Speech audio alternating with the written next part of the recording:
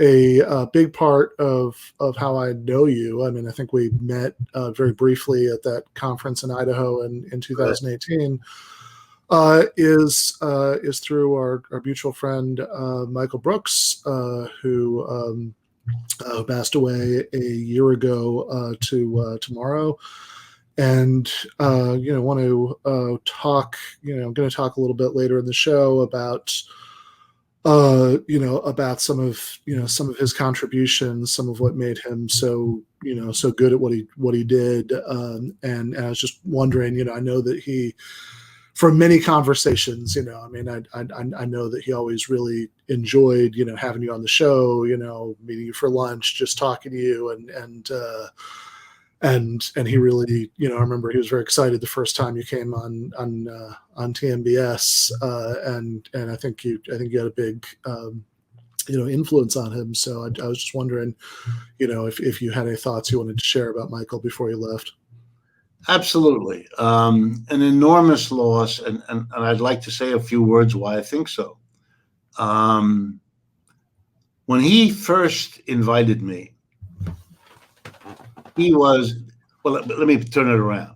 There have been people, many of whom were influenced directly by him, who are now producing podcasts or a variety of, but he was in a way a pioneer. He did something that I found extraordinary.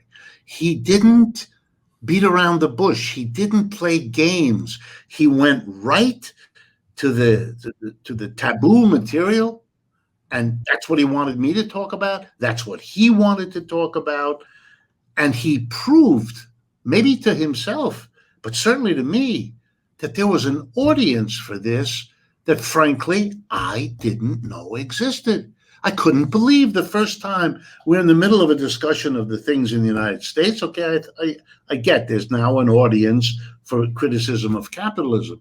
And then he switched and talked about a struggle. I don't remember if it was Latin America or Africa. Very important, but Americans don't do that. I couldn't believe it. He went in detail.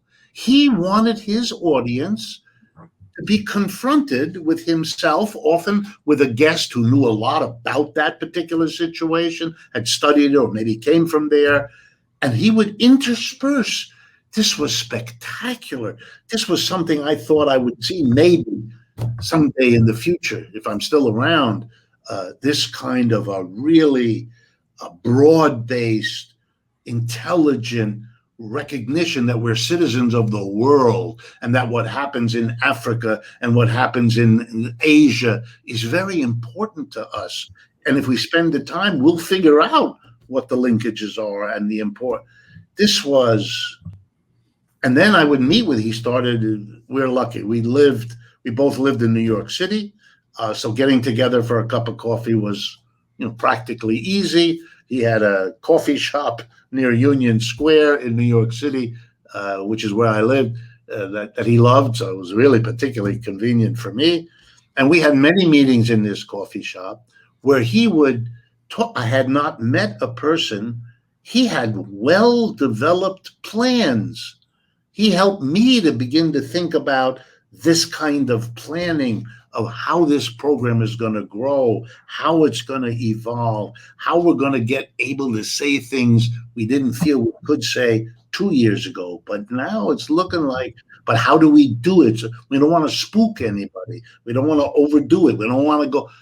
And I was talking to somebody who was strategically teaching me how to think in a planning way. It was wonderful. It was wonderful. We shared a basic political affinity, and not on every point, but more than enough to make these very productive. And when he died, we were planning things to do together, that we could have programs together, that he would come on my program, which he did, and I would go on his, but we would also try to begin to build on what he had done, what we had done together, because the audience for it was there. He knew it, and he was able to show it to me. So I think he was, I don't know what the words are quite to say it, but I think he was a kind of pioneer in this new sort of celebration of leftist perspectives on a whole range of issues without the barriers.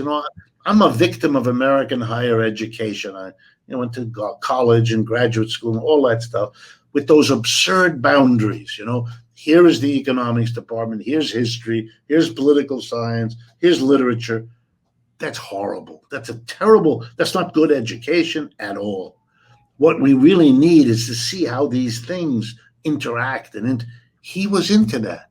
He was ahead of his time in that. And he helped me break out of these kind of blinder separations.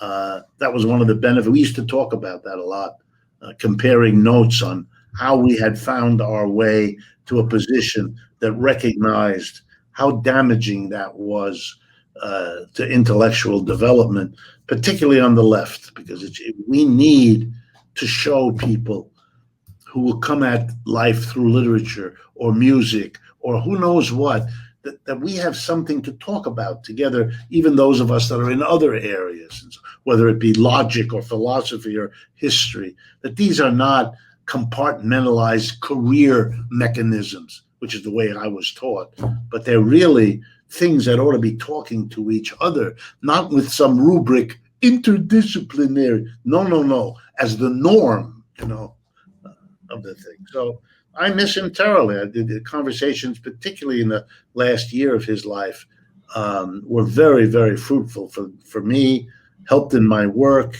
I think he would have gone on to be really one of those people that everyone recognizes has some special quality in how he puts things together that enables people to hear each other and connect. Remarkable. Yeah. All right. Thank you so much. My pleasure, Ben, and I hope we can do it again in the future. I'm certain that we will. All right.